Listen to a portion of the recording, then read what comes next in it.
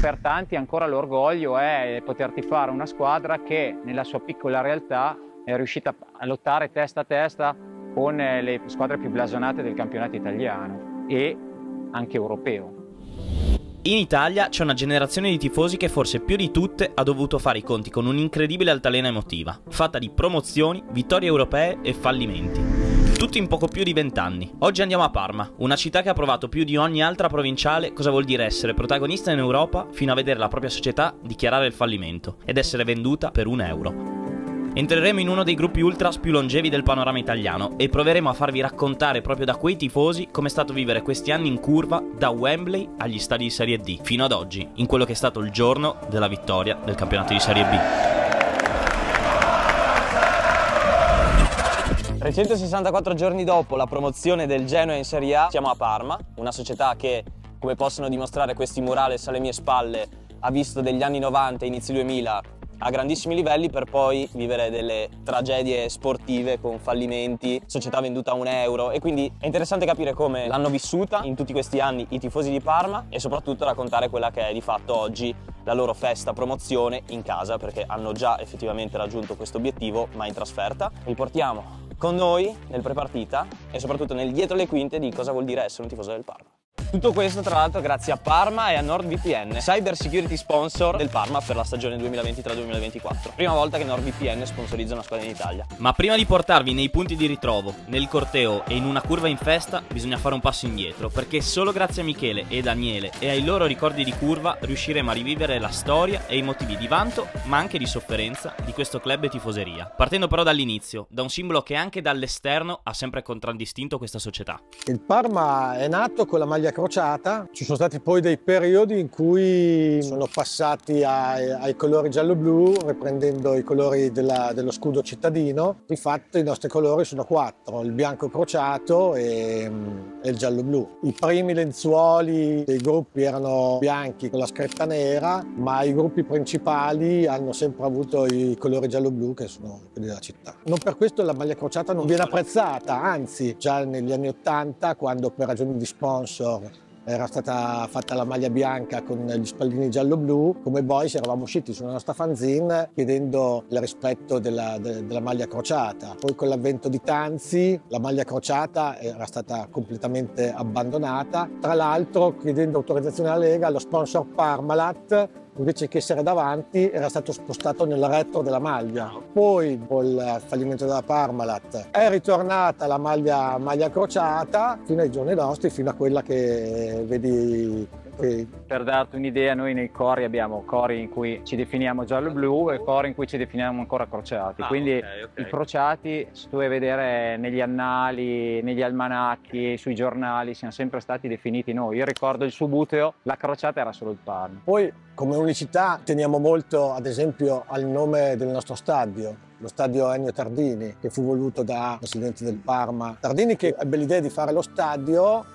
non lo vede realizzato alla fine. Morì dopo pochi mesi. E c'è un'analogia con un altro presidente del Parma, Ernesto Ceresini, che aveva un sogno di portare il Parma in Serie A e quell'anno lì il Parma andò in Serie A, ma lui morì pochi mesi prima. Questi due presidenti sono legati da questa cosa qua. Entrambi avevano un sogno, purtroppo sono morti pochi mesi prima che questo sogno si realizzasse. Con quella promozione in Serie A, nel 90, inizia un po' la grande ascesa del Parma, che fino a quegli anni aveva vissuto anni di anonimato calcistico tra Serie C e Serie B. Sono però anche anni, quelli 70 e 80, in cui si sviluppa il movimento ultras in Italia. E anche a Parma, nel 1977, vengono fondati i Boys, lo storico e ancora attuale gruppo che occupa la curva Bagnaresi. Dalla fine degli anni 70 ad oggi quanto è cambiato sia il movimento qua a Parma, ma in generale quello che è quel movimento?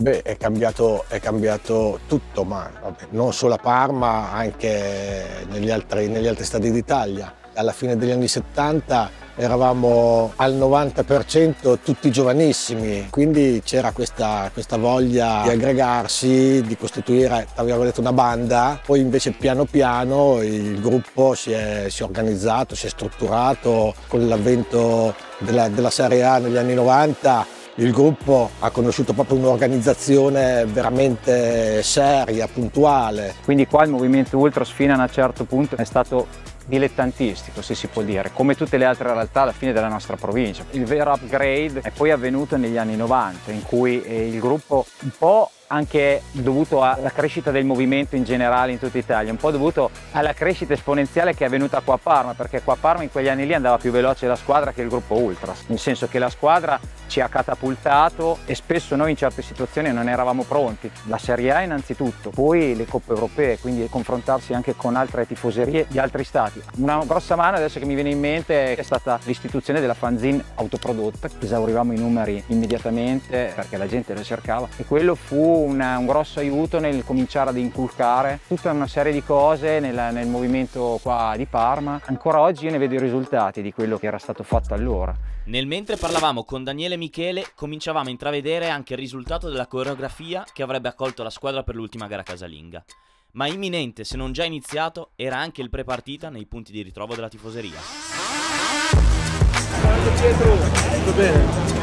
Ore 13:02, ci siamo muniti di un, direi, tipico panino col prosciutto crudo di Parma, birretta, alle nostre spalle il Bar Gianni, un punto di riferimento insomma per il tifo organizzato di Parma. Chiaramente, essendo anche punto dove c'è la parte più calda del tifo, non sono ben accette le telecamere, quindi siamo un pochettino in disparte, non vi portiamo troppo dentro e poi adesso probabilmente ci muoviamo in corteo verso lo stadio e iniziano insomma i cori, le birrette in curva, già lo sapete.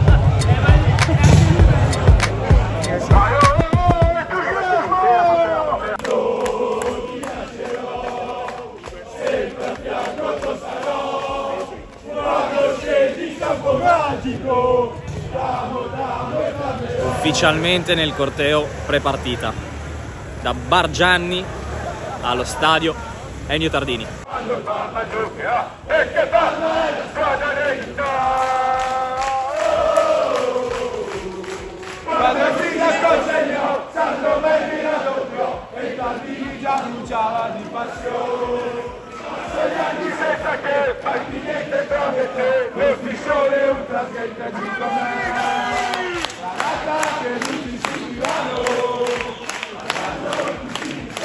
In una città così piccola, diciamo, gli occasionali sono più rispetto magari a un Genoa Sì. che all'ordine del giorno. Ho sempre fatto paura, non ho mai stato una sfasciata e meno male che se sei come te il fatto di fare di meno. Andrea aveva detto bene, anche a Udine, nonostante 30 anni consecutivi di Serie A, siamo abituati ad avere molta gente con la seconda squadra, quasi sempre Inter, Milan e Juve. Io stesso da bambino tifavo più Milan che Udinese. Ero quindi curioso di capire come fosse cambiato questo fenomeno a Parma con le vittorie e i successivi fallimenti. Ai miei tempi era diffusissimo il fatto della seconda squadra, ma sempre a quei tempi lì delle volte ci si trovava per andare in trasferta e poi qualcuno all'ultimo momento diceva ma no, io vado a San Siro. Erano anche tempi diversi, il Parma capitava sulle schedine una volta ogni, non so, ogni 3 mesi e in televisione se facevano vedere i gol della C forse capitava. Da noi questa roba è passata, in altra realtà c'è ancora. Ce ne andiamo in Serie A. Sì, per mezza giornata di calcio. Solo Parma calcio. Appena arrivato il bus. Tempo di una birretta, era finalmente giunto il momento di entrare in curva e rivivere l'atmosfera promozione che avevamo visto a Genova 364 giorni prima. Con Genova, tra l'altro, il Parma ha un rapporto particolare perché è diviso tra il forte gemellaggio con i Doriani e la forte rivalità con il Grifone, dovuta anche al gemellaggio di quest'ultimi con la Reggiana, contro cui avrebbero tra l'altro giocato l'ultima partita di campionato. Vogliamo vincere derby, vincere derby, vogliamo vincere derby. Sarà l'ultimo derby, poi passeranno altri 20 anni, non so se ci sarò. Spero per merito nostro, nel senso che siamo in Serie A. Beh, i derby li hanno avuti sempre per demerito nostro. Qua non ci siamo visti per tanti anni e l'abbiamo sostituita con altre, tipo con la Juventus in Serie A, no? Molto, molto sentita. Però poi quando siamo tornati nella stessa serie la scintilla è riscattata subito, cioè perché va indietro nel tempo, insomma, oltre che il calcio, la nostra rivalità. Ci sono dei derby negli anni 20, negli anni 30, sospesi per interperanze dei tifosi, quindi insomma una rivalità che va indietro. È la più sentita comunque, di fatto. Sì. Che poi siamo a pari vittorie, pari sconfitti, pari pareggi, vediamo di darci il colpetto finale. se no sarà per la prossima. Ma la prossima è tra 20 anni, io non ci sarò più.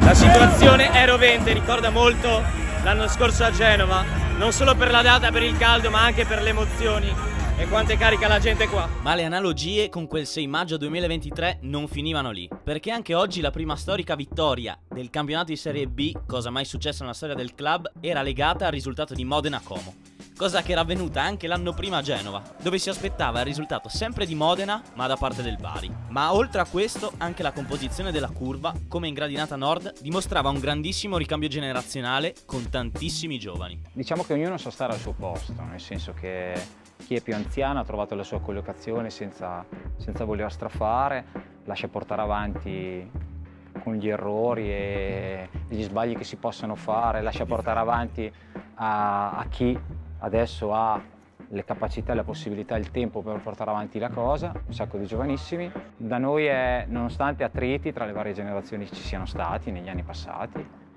non si è mai sfociato a episodi particolari in cui dei cambi generazionali, diciamo, traumatici, come a volte accade in certe realtà. I Boys sono nati nel 77, il mondo era completamente diverso, cioè c'era la Democrazia Cristiana, il Partito Comunista, c'erano gli oratori, le parrocchie piene di gente, eccetera. Quindi non c'è più niente, e invece i Boys ci sono ancora.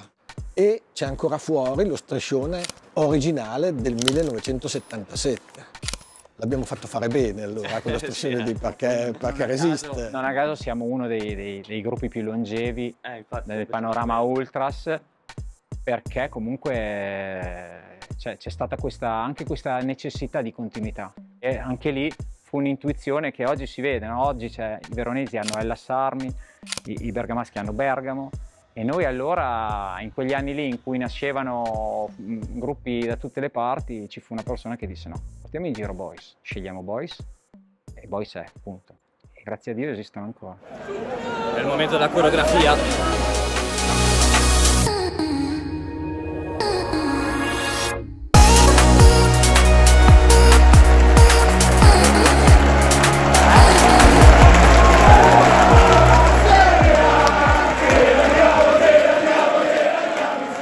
Finalmente con una birretta e grande entusiasmo eravamo entrati nel cuore della curva in festa. Nonostante 1-0 Cremonese. Curva che, come detto, ha visto il suo punto più alto, insieme alla squadra, a fine anni 90, inizi 2000, diventando la quarta squadra italiana per titoli europei. Successi che forse hanno reso ancora più doloroso il momento in cui il Parma ha dovuto fare i conti con una travagliata gestione societaria, con conseguente retrocessione e successivo fallimento. Lì non solo era retrocesso in B, ma la squadra è stata cancellata dal calcio nazionale e quindi c'era da ricostruire tutto. Meno male che ci sono stati questi 7 imprenditori che hanno ricostruito la squadra da zero, e lì hanno avuto una bella spinta anche da parte della città, perché una volta che siamo stati iscritti alla Serie D ci sono state tutta una serie di iniziative, anche iniziative di crowdfunding, quindi cose che ha coinvolto i tifosi non solo della città ma anche di tutto il mondo, perché grazie agli anni 90 noi abbiamo tifosi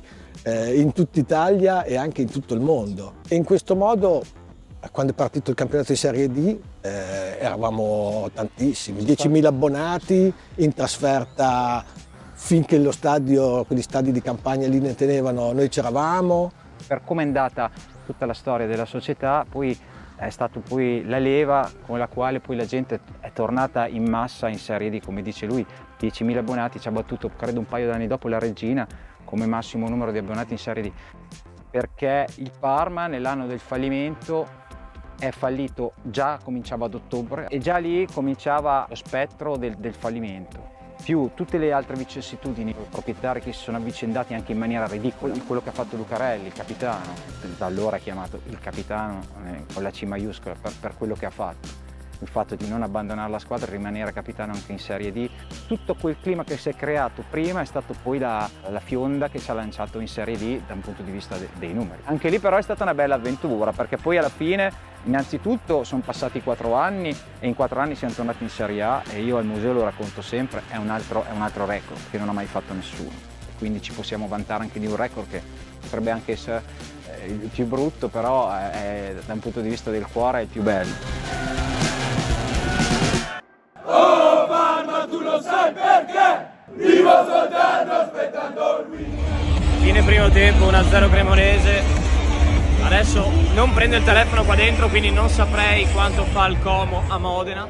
Quindi in questo momento non si sa se questo risultato probabilmente non basterà per la vittoria del campionato oggi. Speriamo che il secondo tempo porti almeno 2 gol o quantomeno 1. Per nostra fortuna e soprattutto per i ragazzi di Parma, la squadra di quest'anno era troppo più forte delle altre, sostanzialmente in vetta al campionato dalla prima all'ultima giornata. E con il grosso del merito agli ottimi investimenti fatti dalla nuova proprietà americana, arrivata nel 2020 e che ha rilevato il 90% delle quote societarie del club, regalando nel giro di 3 anni la prima storica vittoria del campionato di Serie B, proprio davanti alla curva nord.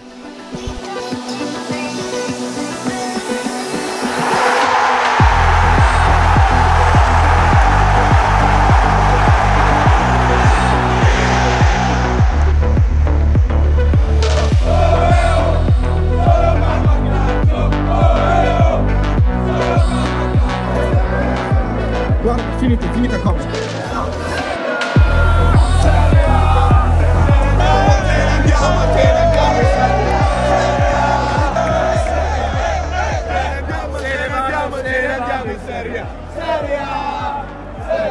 Spero il prossimo anno di venire a fare una trasferta con la Juve. Andiamo! Per dire che l'Udinese non è sceso in Serie B.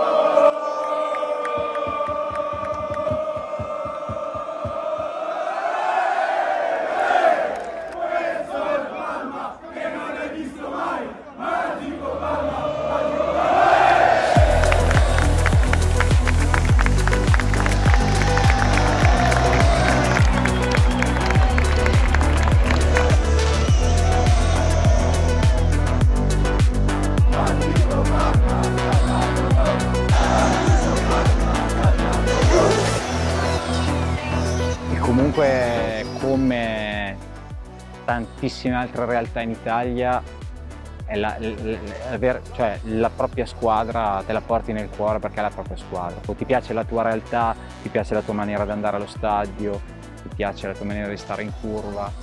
Mi metto nei panni anche di tutti gli altri gruppi ultras o tifosi delle altre squadre che possono essere al nostro paragone, no? Adesso, escluse quelle grandi di Serie A. Grazie a tutti. E anche questa è andata.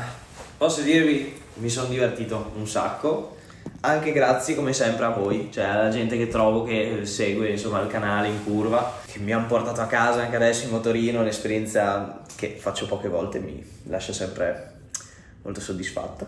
Bisogna ringraziare in questo caso anche il Parma Calcio e NordVPN che mi hanno invitato in questa festa promozione.